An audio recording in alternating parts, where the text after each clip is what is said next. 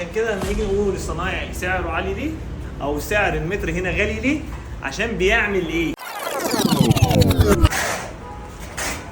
تعالى اقول لك اصول الصنعه لما تكون انت عايز تنجز في شغلك، بس ما تكروتش عشان النتائج بعد كده كارثيه. فانا جاي اقول لك تخلي بالك ازاي وانت بتعمل الشغل وبتشتغل. اول حاجه واحنا في بند، بس في بند التطبيق اهو، الراجل الطيب بيبقى حاطط الماده وبعد كده بنبتدي نفردها، نبتدي نمسح الطبقه الارضيه واحنا كنسانها هناك اهي اتمسحت الاول اتكرست ثم اتمسحت، بعد كده هيبتدي يجهز عليها الماده.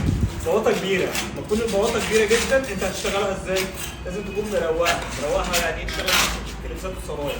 ناس كتير قوي بتشتغل بفكره ان يعمل الارضيه طبقه نور، بس انا ما برشحش ده. انا بنقول بقى سر الصنعه ليه انت ما بترشحش ده؟ ليه؟ لان وارد ان الارضيه دي تعمل كراكنج، وارد ان الارضيه دي تهبط، وارد ان الارضيه دي يعمل فيها اكتر من كذا حاجه. طب المشاكل دي عشان اتفاداها اعملها موزايك، وبعد ما اعمل موزايك ابتدي احط الماده بتاعتي زي ما انت شايف باخد البلاطه بتاعتي وهيبتدي يمشطها ونبتدي نشتغل عليها، وابتدي افرد ماده كمان على الارضيه هناك. يعني انا بص برضه كمان الاثنين عشان تكلبش معايا. ولا تقول لي بقى هزاز ولا مش هزاز، لا لا، التكنولوجيا حلوه بس اهم حاجه تشغل دماغك احلى من التكنولوجيا.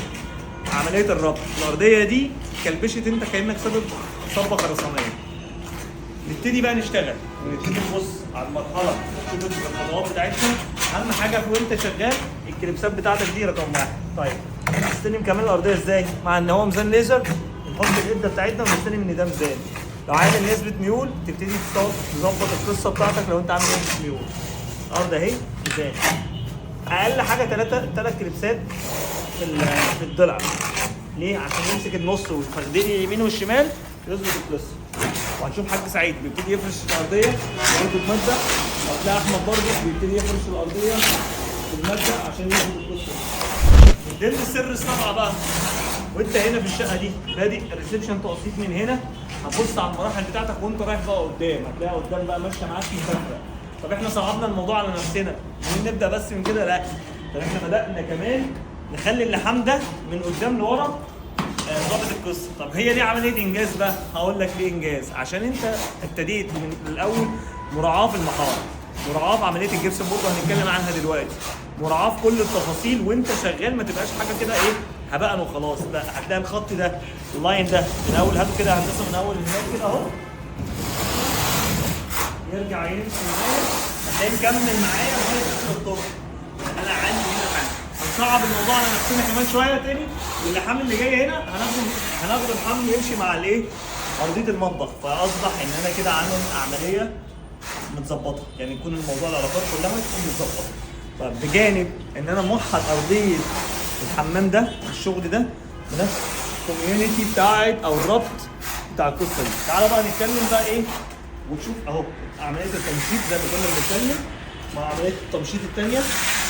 هو هنا هيمشط وهيبتدي يعكس طريقه التمشيط ويبتدي يربط عمليه الربط بتاعتها. اذا كان هنا عشوائي او زجزاج او اكس او ايا كان، فتطلعهم كده مع البلاطين هتلاقيها متكلبشه. طيب هو هيبتدي اهو يلمها بقى تاني ايه عكس. هو هنا مشط طول والتاني مشط عكس، بحيث ان يبقى ايه مسكت صليبه في الحته دي كلها. هنشوف بقى البلاطه وهي بتتفرد القصه دي كلها، مع بجانب ان انت اللحام ده مكمل معاك هنا.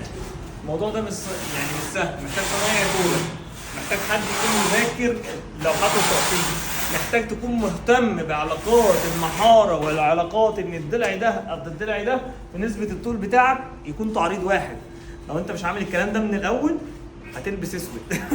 فانا خايف عليك عشان ما تلبسش اسود، وعشان ستك كل ما تجيش تقول لك انت ايه بوظت الارضيه وبوظت الشطره والقصه دي كلها. تعال نشوف بقى البلاطه بحجم تقلها ده. وكنا هنجيب فيه معامله ثانيه وهتشوفوا بلاطه ثانيه مفاجاه كبيره جدا اكبر من كده في مكان ثاني تركب ازاي. دي داخله في ال 190 سم 180 سم البلاطه، فهتركب ازاي؟ بص حتى التنظيف، بص عمليه تنظيف المقشه اهي هناك دليل على اهم حاجه. وهتبتدي بقى نمشي بيها بقى ايه اهو على الراضي عكس الطول تركب عليها. غير ان البلاطه كمان بتتنضف من التراب والزبده بتاعتها.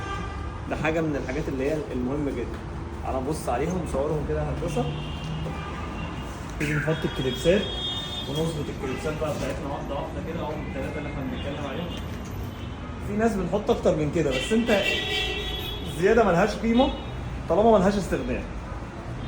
طيب برضه من ضمن العلاقات المهمه كده هتلاقينا هنا اهو بص عليها يا هندسه، خدنا البلاط موسطنينه على الجبسون بورد، مش حاجه بهباء وبس. يعني الراجل بتاع الجبسون بورد ده جاي يقول لك انا كمان فوره. فوره ليه؟ مع السيراميك انا فوره، مع بتاع المحاره انا فوره، مع الاداره بقى في الليله دي لازم تبقى فوره. ما تبقاش فوره ليه بقى؟ عشان هو تعب الناس دي. تعبها ليه؟ عشان توصل لنتيجه معينه. تعال بص على البلاطه كده، اشوفها واحده واحده. يعني الشاشات بتاع كميه ميزان بالظبط. ده كده كانت اللقطه المهمه بتاعت الايه؟ التظبيطه بتاعت البلاطه. ده كده بلاطه بتشتغل، ودي موضوعه او انتاجه صعب جدا. وعشان كده لما نيجي نقول الصنايعي سعره عالي ليه؟ او سعر المتر هنا غالي ليه؟ عشان بيعمل ايه؟